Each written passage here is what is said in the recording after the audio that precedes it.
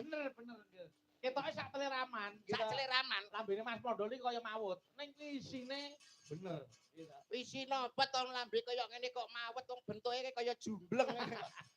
Wong Lambe kok jumbleng. Mas yo dikaya ngopo awakmu ki cara nyambut gawe utawa cara wong omah-omah iki kan luwih suwe saka temantene. Mesine kan kowe iso menehi tutur sembur. Ayo mbok nuturi. Nah, Tutur sembur iki piye ning manten ngono. Kula piye kok nyembur. tutur sembur ki maksud iki kata mutiara lho. Kata mutiara kanggo temanten supaya rumah tanggane bahagia ki kowe kan duwe resep. Oh, alah arep masak terus ditekok resep. Resepe anu nasi goreng Ngene. Kata terakhir nggo manten saka jenengan apa wis? war bongko piye kata terakhir. Wong jak omongan kok ngel iki mau dicopot ngene ae lho kok iso. Kanggo ndonga temanten ki lho, cara konsepmu ki piye? Lah kabeh wis enek kuncine kok, Mas. Weh, edan tenan kok. Kabeh iki urip ning alam donya iki kabeh enek kuncine. Tegese wong omah-omah sadurunge omah-omah lan omah-omah kuwi ana rumus utawa ana kunci. Ana rumuse ana kuncine. Matematika apa piye kok rumus? Nak ngentai. Nak ngentai. Lah kok adene tekoni ya sing tenanan wangsulan kok rumuse apa? Rumuse wong omah-omah, kunci wong omah-omah sakurunge dadi manten kudu piye? Yo, tetep kuncinya hanya 3. Apa kuwi? A, B, C. Weh, Lho.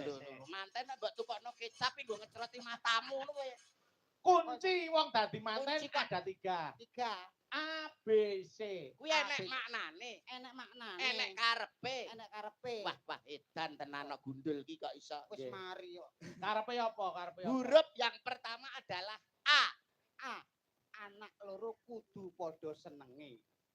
Ya bener. Bocah loro lanang wadon kudu padha senenge. Mergo wong dadi manten iki ora iso dipeksa rasane. Betul. Mula kudu padha senenge. Padha Oke. senenge. Nggih. Nek wis bar A terus B. B. Bapak ibu kudu merestui. Wow. Bapak Ibu kudu merestui mergo restu wong tuwa ki padha karo ridhone pangeran supaya anak turune dadi keluarga sing bahagia.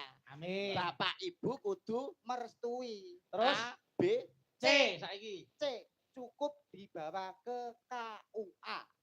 Sah.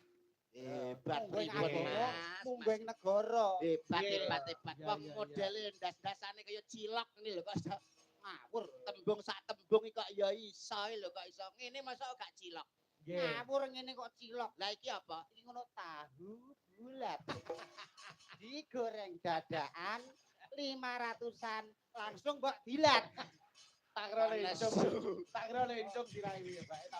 Tahu bulat. Kuwi sadurunge duwe dadi manten, Heeh. konsepe ABC. ABC. Lah nek wis diwisuda pinangka temanten wis sah menurut agama lan negara, konsepe Wis apa? omah-omah Wis omah-omah. tetep A B C. Lho kok ABC neh. Kabeh rumusnya ki A B C. A yang pertama, Anak istri yang diutamakan. wow, nek wong Nggih. omah-omah Nek wis omah-omah. Yo, wis anak omah-omah. istri harus Utamakan. diutamakan. Terus B, Bungah susah dilakoni wong loro. wedan jelas nggih. itu. Pak Lurah medun langsung menehi DP iku jelas. Lah DP panjer to. Heeh. BP dupak. A, A, B terus saiki C. C. Cinta sekali untuk seumur hidup. Weh. Kabeh ya anek Alah, kuncine. Mosok ya kangge wong omah-omah tok. Ora wong omah-omah tok. Lah apa? MC bareng kuncine ya mung ABC.